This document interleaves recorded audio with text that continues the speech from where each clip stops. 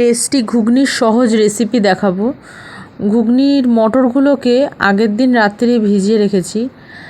এগুলোকে আমি কুকার মধ্যে দিয়ে দেব, তার সাথে আলুগুলোকেও চৌকো চৌকো করে কেটে একটু জল দিয়ে একটু খাবার সোডা দিয়ে দেবো, তাহলে সেদ্ধ করতে কম সময় লাগে। কুকারে 2টো মতো সিটি মারিয়ে নেব, যাতে মটরগুলো 75%-এর ওপরে সিদ্ধ হয়ে যায়। এরপর কড়াইতে তেল নিয়ে পেঁয়াজ কুচি করে রেখেছিলাম আগে থেকেই, পেঁয়াজ কুচিগুলোকে দিয়ে ভালো করে নাড়িয়ে চাড়িয়ে নেব যতক্ষণ না লাল লাল কালার হয়। তার উপরে এবার একটু নুন দিয়ে দেব, দিয়ে আবার পেঁয়াজটাকে ভালো করে ভাজবো। তখন আঁচটাকে একটু কমিয়ে দেব, নাহলে পেঁয়াজগুলো পুড়ে যাবে। এরপরে আগে থেকেই মিক্সিতে বেটে রেখেছিলাম আদা বাটা, রসুন বাটা সব 1 চামচ করে দেব, আর লঙ্কা বাটা, এই 3টে দিয়ে ভালো করে পেঁয়াজের সাথে কষে নিতে হবে। আর সাথে একটু হলুদ গুঁড়ো দিয়ে দিলাম, চাইলে একটু লঙ্কা গুঁড়ো আপনারা দিতে পারেন। এবার যতক্ষণ না মশলাটা ভাজা ভাজা হয় ততক্ষণ আমাদেরকে মশলাটা ভাজতে হবে। গ্যাসের ফ্লেমটা হাই রাখবেন।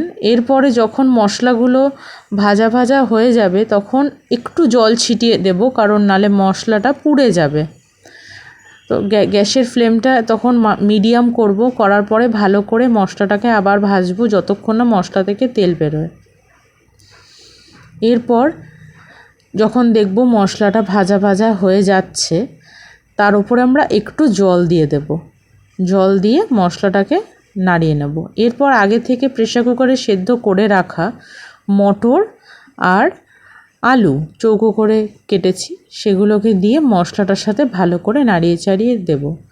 ভালো লাগলে আপনারা অবশ্যই পদ্মশ্রী কিচেনকে সাবস্ক্রাইব করবেন। নতুন নতুন ইজি রেসিপি দেখতে পারবেন, যেগুলো বাড়িতে বানানো খুবই সহজ, বা যারা নতুন রান্না করছেন তাদের জন্য বানানো খুব সহজ।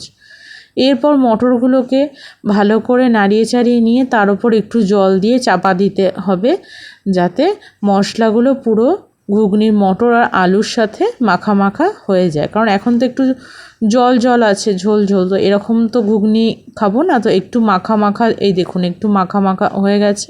5-7 মিনিট মতো রাখলেই যথেষ্ট।